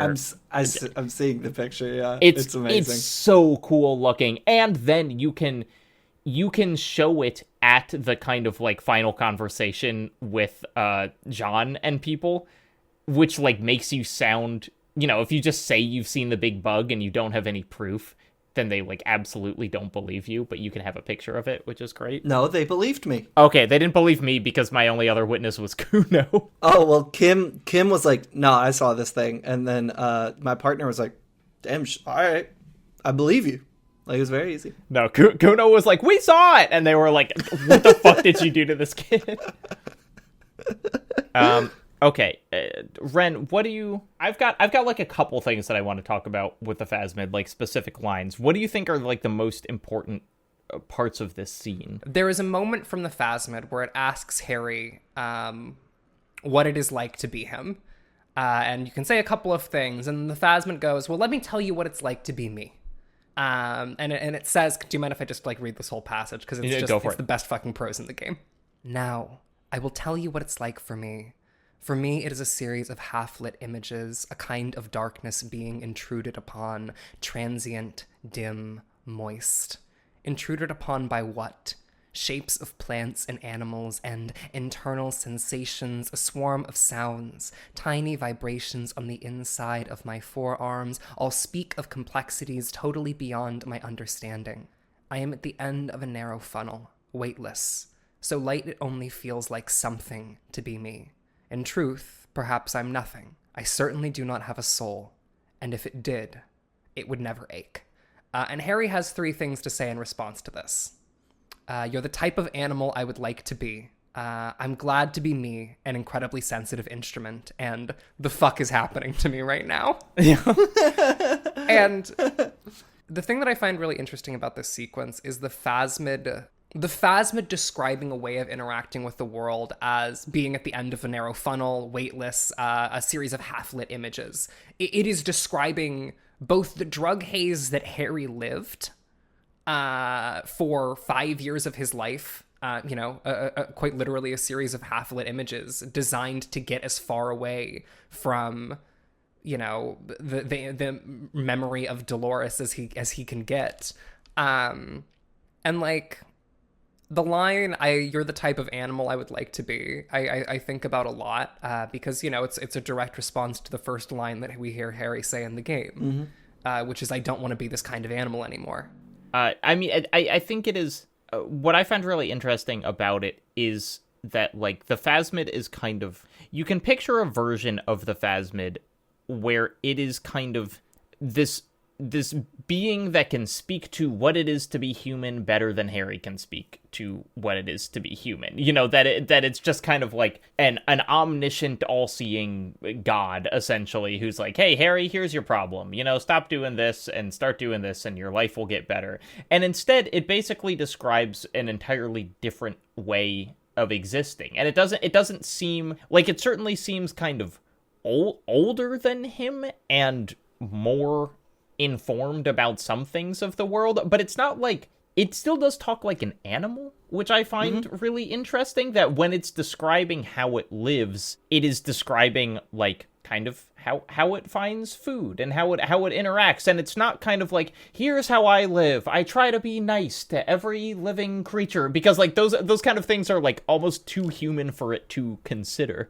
They are explicitly too human for it to consider. Yeah, I mean, it says I can't consider them. Right, which is how we get on to the stuff about the Pale. Blake, did you get to the stuff about the Pale? We talked about this last episode a little bit, and this is something I missed. Okay, so one of the things that the Phasmid says is, it's you're talking to it, and basically it is like, there is pretty much unanimous agreement among the plants and the birds and the anthropods and the arthropods that humanity created the Pale, like through our own thoughts. Like we thought it into existence, and that it's going to kill us all. Like the oxygen holocaust will kill us all. And the Phasmid is like I didn't remember if Julie, is it Julie? No, what's her name? Pines rep. I feel like it starts with a D. Yeah, but she talks about the Pale, but she does not introduce the idea that it like arrived with humans. You know, she doesn't kind of give you that part of it. Maybe she doesn't even know. But yeah, what I think is really interesting is that the way that the Phasmid phrases it is not specifically you created it, which would make it more directly of like maybe kind of a climate changey feeling thing or like a nuclear holocaust thing, but like it arrived at the same time as you is how it phrases like this is what the Pale is, which is like part of humans is like arriving with their own means of self-destruction, which is kind of a more ambiguous way of phrasing it and makes it applicable to like anything. The phrase that the Phasmid uses is few of us can begin to imagine the horror of you with all of creation reflected in your forebrain. It must be like the highest of hells, a kaleidoscope of fire and writhing glass, eternal damnation, even when you're sleeping. And when you wake, you carry it around on your neck, with eyes open that cannot help but swallow more behind the mirror. I feel great, mute empathy for you. And then it says, so it says, it tells Harry that, like, humans are going to wipe out the world. And Harry says, I don't have that kind of power. And the Phasmid says, you are a violent and irrepressible miracle. This vacuum of cosmos and the stars burning in it are afraid of you. Given enough time, you would wipe us all out and replace us with nothing, just by accident. And so then, and this is important, because, Ren, you referenced the oxygen holocaust that wiped out anaerobic life, but it says it won't be like that. It will be worse because essentially it's like, what if you just kind of forget everything in the world, that you just close your eyes and you forget us, and then everything ceases to exist, which is this like almost this, it is the Phasmid verbalizing this thing, which is like almost no one can see it. It exists, kind of hidden from human perception, but also kind of the only reason it exists is that Harry is able to perceive it. And so, like, if Harry just closes his eyes and forgets, and if humanity as a collective does that, then, like, everything just disappears, and everything turns into the Pale, which is just history in this kind of, like, solidified form that is destroying everything. Well, it's also, the other metaphor being, like, it is raw thought. Like, there's nothing you can do. Like, we breathe it. Like, we breathe thoughts. There's nothing to do about it. Like, we exhale the Pale in the same way we think into the air, but also at the same time as being like, we are terrified of you. You are going to break everything. You are the worst being that has ever existed. It's still like, there is still a beauty and kindness to all of this that I think, like, I don't know. I don't think it resolves all the way. I don't know if where the game actually settles on all of this, because I think that the kindness with which it approaches the idea that we are thinking ourselves into our own obliteration is really remarkable. And I don't know what to do with it. I don't know what to do with the fact that, like, a creature looks at Harry and says, you are thinking yourself to death. And I still think that, like, you are thinking yourself to death and I still love you, is effectively what the Phasmid says. And, like, fuck, man. Like, Harry can say, you are the kindest creature I have ever met, and he is right. And it is this, like, fuck, what a good game. Also, it tells us turn away from the woman, and you say, really? And it says, she was hell on earth. It doesn't take a 3-meter stick insect to tell you that. Which is just another instance of everyone being like, dude, just chill out on the X. Like, it's fine. You don't need her. Do it for the working class. Do it for the working class. So the game kind of only has one scene left in it, which is you leave the island and you go back, and Jean Vickmark is there, and another woman from the station, and also Trent Heidelstrom, is he there if Kim is there? Okay, he just kind of shows up. You have like one conversation with him, and then he's like, I'm also here. I'm just kind of like a citizen, kind of psychologist hobbyist, but they made me come here. Yeah. Did y'all not... He rocks. Wait, did y'all not... y'all chatted with him and his son, right? Yeah, okay. But sorry, like, just clarifying. Didn't go into it. He basically is just like, yeah, this thing, Wompty Domp Art Center, or whatever. Like, you don't get a whole bunch from him. I will say, other than a couple very funny lines, this was a pretty... I think this is maybe the least effective part of the ending for me in general, because it's not really dealing with the themes of the game as much. But without Kim, this scene is weird, because Kim is there and he kind of gives his judgment of like you as a character as you played the game, and like Kuno can't really do that. Kuno is there and he's interjecting in the conversations, but like Kuno's not able to talk about like your political stances or whatever. And so I had this kind of disappointment at the end of the game where I assumed finally Kim was going to like lay into me for being like the worst fascist to ever lived. But then Kim's not there, and so he can't do that. And so like the topic of my politics didn't really show up in this final summary in a way that was a little disappointing. But for me, yes, this rocked. Yeah, I also love Man, this. this rocked. This is Kim. Yeah. Sorry, Blake. Yeah, they were like, "Hey, Kim, how's our boy Harry?" And he's like, "Well, I mean, so like, driving his car into the river was pretty bad.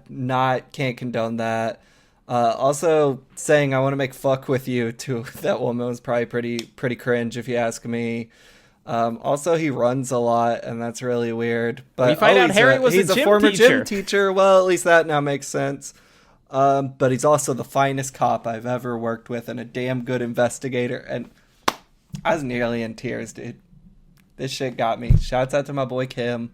I love the moments when Kim shows humanity. We've talked about it before. It happens few and far between when he lets it crack and you see behind that cop face of his. But yeah, just getting my report card from Kim Kutaragi felt euphoric, I might say. I do want to read a couple lines from Kuno. When I say fuckers, just know that the game does not say fuckers. It censors itself in Kuno's language. But they're laying into Harry for letting everyone die in the shootout. And so Kuno says, "No, you've explained enough, pig. Kuno takes care of this shit now. First of all, yo, those guys were all fuckers. The guys in the armor, fuckers. The Union guys, fuckers. So yeah, suck Kuno's dick. You don't know me." And he says this to Jean, which is very funny. And then there is a moment where Kuno's like losing his mind that they won't believe that you saw the phasmid. And he says, "This fucking old Popo discovered it. Me and the pig bacon discovered a new species. It was beautiful. You ain't seen this kind of animal before. Fucking miracle shit. This case, this fucking grandpa shit, this ugly shit, it's nothing. We saw a ghost, a real life ghost. Like he fucking proved ghosts are real. It's that big, Popo. It's fucking, why are you not shitting yourselves? What's wrong?" Oh man, Kuno really won me over by the end of the game. I need just a Kuno supercut on YouTube that of all exists. his dialogue throughout the game. Don't worry. Oh, God. It is interesting though to hear that like this ending doesn't work for the part of the ending where you're talking through your own actions did not work for anyone but me, for whom I think it worked exceptionally. I love the debrief at the end of at the dock. I think that Harry being forced to justify all of his actions to the only people in the game who we are aware of that he actually like hurt and like has to look at in the face afterwards, because like, you know, we interact with Dora in a dream.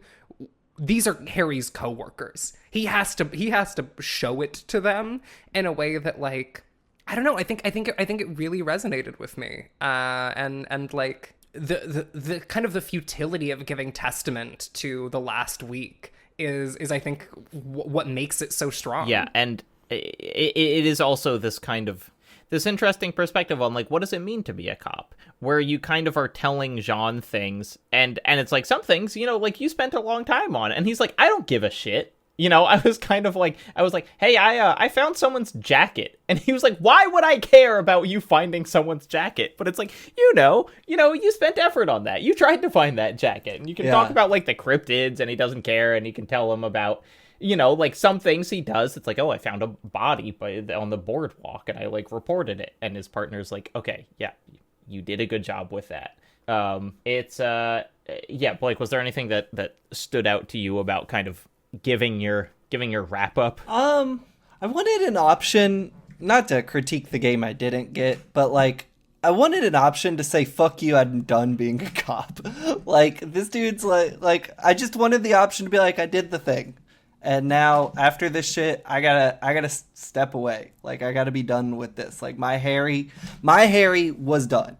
Like, this was the last job, and he needed to focus on Harry. I know that's kind of cheating the question a little bit, but, like, that's kind of what I wanted, was an option to just be like, I think I'm out. And what's interesting is that there is an ending where that happens, but it is, like, extremely the bad ending. Like, there's an ending where it is basically like, if Kim gets shot and you refuse Kuno's help and you do the whole ending alone, and then you go back there and you're an alcoholic, they will just leave you in a shack and you just stay in the shack in the fishing village. But it's like, you cannot, like, to do that, you have to be like the biggest fuck up. You know, there's no way to kind of like do it and be like, and this is my choice that I'm doing. But there are, you know, it's like, you can convince Kim to join the 41st with you, or he can go back to his own. I did do that. Yeah. I did that. I brought Kuno on to be a junior detective, so he's coming back to the station with me. That sucks. That sucks for everyone involved. Why'd you do that? And then there's another thing about the ex that I like in this conversation, which is, so you can ask Jean about her, and you say, you know, who's my ex? And he's like, oh, Dora Engerland? And you're like, wait, we weren't even married? And it's like, yeah, dude, you were not even married. And then you find out that it happened 6 years ago. Yeah. And you're like, 6 years, and I'm not over this?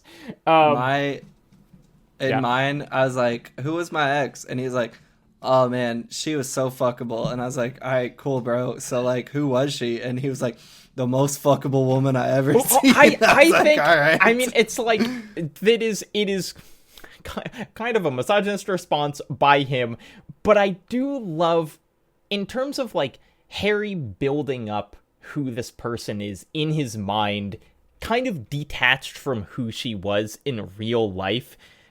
Jean says, it's obvious you formed a real spiritual connection with how fuckable she was, which I think is this like very funny reflection on Harry, just by being like, how did I fumble this? Oh my god, dude, she was so hot. He says she was a gorgeous bourgeois woman, and it's like, oh yeah, Harry, that's who you fumbled the ball with. And I do think it's funny that he's just like has been doom spiraling because he can't fuck this very fuckable woman he once dated. At the end of the day, if Disco Elysium's about anything, it's not communism, it's not unions, it's not the bourgeois.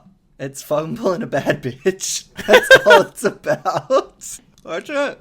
And we've all been there. You know, communism's really the baddest bitch. That's true. I guess so. Thank you, everyone, for listening to our Something Rotten podcast. Okay, so Blake, we've talked about this a ton throughout the series, so you don't have to have anything super new to say. But like, I think a lot of people were excited for you to play this game, both in our personal life and our listeners, because you've talked so much about addiction and alcoholism and whatever, and it's like, hey, here's a game doing stuff with it. At the end, my impression from our conversations was that you did not find a huge amount that this game was doing with the theme of addiction. Is that a correct reading? I guess, how do you feel about it, like, after everything? I don't think it was as central to my playthrough as maybe I had thought it would be. And then, I mean, I don't know, maybe that manifests in different types of playthroughs, like where you are still drinking, still using drugs, whatever the case may be. So in that case, like, yeah, I mean, I still think, like, it feels funny to say in some ways, but I still think Last of Us Part 2 is, like, my favorite game about addiction in that way. Like, this did not dethrone that one for me. Though I still have my questions about whether or not that's necessarily intentional in The Last of Us Part 2, but nevertheless. Yeah, I don't know. I mean, if there's one place I think the game does, like, a supremely good job in handling addiction where most addiction media doesn't, it's in the dream sequence with the ex-girlfriend, right? Like, that is a part of the recovery experience that I think is often missed in recovery media or addiction media, whatever the case may be.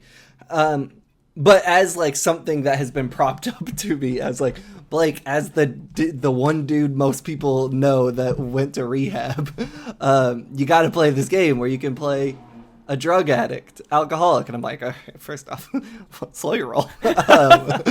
Chill out. I don't know if I need to. I think there was actually less of it in my playthrough than I expected, other than the game pushing me to, like, break, which is interesting, right? Like, I like the idea that the game is, like, there's always that nagging voice in the back of your head being like, you could do it, but... What build did you end up going with? Because this is relevant here. Oh, fuck. Was it sorry? I mean, artistic? Well, but I'm asking about your skills, because the addictions, the skills that are loudest about addiction are the body skills. I don't think he was a big electro. You were kind of like empathy and stuff, right? Empathy. I had a lot of physical strength at one point because I wanted to open a few doors. So if you have electrochemistry and half-light, those are the ones that will really, if you put points into those, they will constantly chime in reminding you to use substances. Okay, so I know my electrochemistry was low because at some point I had to put on a lot of clothes with electrochemistry to pass a check. So yeah, I guess I just missed it. But nevertheless, to answer your question, a little bit less of it than I thought, but the stuff that's in there is certainly interesting and well done. I mean, I like the idea of a voice being in the back of your head, be like, you want to lick half-dried rum off a counter? It's like, I never got that bad in my life, but I mean, Jesus, it's good. It's good stuff, I guess. Yeah. Can't beat the king. Last of Us Part 2, I guess. Ren, did you do, and I promise we won't be disappointed if not, but did you do like a full playthrough for this? Did you replay through it? I don't have time for it. No, I don't. Okay. I did not. Well, you had talked about it, and then I was like, please don't. I was like, no, I listened to your advice. You said, Renata, don't do that. And I went, you know what? He's so smart and right. I shouldn't do that. I should just watch the parts that I haven't seen and like reread like my previous work on it. I think that's good. I mean, I love your previous writing on this. Do you, things have changed a lot. You have presumably changed a lot in even the past 2 years as a video game writer and as a person on Earth and whatever. Does Disco Elysium still hold kind of the same, is it on the same pedestal for you? Like, is it still the game or one of the games? I think that emotionally, like, I cannot overstate to you how emotionally important this game was. And so, like, regardless of my increasingly complex feelings, both about its production process, but also like about its content, because, like, listen, I think that overlapping the political and the relational in the way that it does, specifically around like the game's use of misogyny, I think it's messy. I think it occasionally like does not actually do the thing that I like really believe that it can do. And I think that the piece that I wrote a few years ago ends up in a much more positive, or not positive, but like in a much more blindly hopeful place than I would say that I find myself in right about now, because like that was at the time I was focusing specifically on the ways in which, like, you know, I think that it is a game about choosing to be better, and I think that now I would instead focus on the ways in which it is a game about failing to be better in spite of the persistent choice to do so, and like that is a very different role for it to take in my life, but like I don't think you can ever unseat the game that when I am at my most depressed, I type in Disco Elysium Phasmid scene into Google, and I listen to a big bug tell me that a bunch of other bugs are going to bud from me banner-like, and carry me apart in a sky funeral. And I'm like, you know what? A bunch of other bugs will in fact bud from me banner-like and carry me apart in sky funeral. And that is very helpful for me to know. Thank you, Insulindian Phasmid. You are in fact the kindest creature I've ever met. And I don't know how to like walk away from that emotional connection. Yeah, it is. I think that kind of like, as you know, getting farther away from it, trying to understand it as a whole will inevitably kind of present more issues with it as a whole. But like, as much as it is an overarching work about something, it is also a work of moments, and like the sheer kind of quality of writing of those moments in this game is like, it is just undeniable. You know, it is the best written game ever made, and it's like, and when you are in those moments and just like reading those things, it's like, how can you deny this? How can you deny just the way that this game writes about cities, writes about being alive, and all that? Yeah, I will also say Shivers remains, I think, my favorite character in any. I think Shivers may be my favorite character in any video game. I think that the Shivers sequences are just the best prose in video games, full stop. It's consistently gorgeous in a way that like other parts of the game are not, frequently intentionally so, occasionally unintentionally so, but like, god damn, does Shivers sound pretty. Also, I have to mention that both you and I own the Kim Kitsuragi jacket, and you have the pants as well. Ren has left the scene to fetch the Kim Kitsuragi jacket. It's true. I actually have to get the pants dry cleaned, though. I've been wanting to wear them, but they do need dry cleaned following an incident. Look, and I think that's it. I think we did Disco Elysium. Obviously, we'll have our Nebula bonus episode. We'll have the Q&A. But we did it. Thank you all for asking us to do this so much. I think it was a good fucking season of Something Rotten. Absolutely. And they're all good, to be clear. They're all good. But this is a really good one. Renata, thank you so much for being on. We knew that this would be a banger with you here. Is there anything that you want to tell people about that you've done or they should go look at? You can follow me on Twitter at RenOrRaven. You can support, you can find the YouTube videos that I do at youtube.com/RenOrRaven. You can support me on my Patreon, but I don't think you should do that until I put out the next Armored Core video. I think that you should wait until the Armored Core video is out before you put money into that. But you can if you want to. And if you have the power to hire me in any way, if you're looking for a mock reviewer or a journalist of any kind, let me know. You can email me, which is visible in my Twitter. Everyone, please do that. Ren, you're one of my favorite video game talkers. I'm very glad to have you here. Also, both of you are going to be in my book. That's pretty fucking exciting. How a Game Lives. Order it now. Yeah. Oh, yeah. There we go. And until next time, this has been Something Rotten. For Blake Hester, my name is Jacob Geller, and you are a violent and irrepressible miracle. Bye.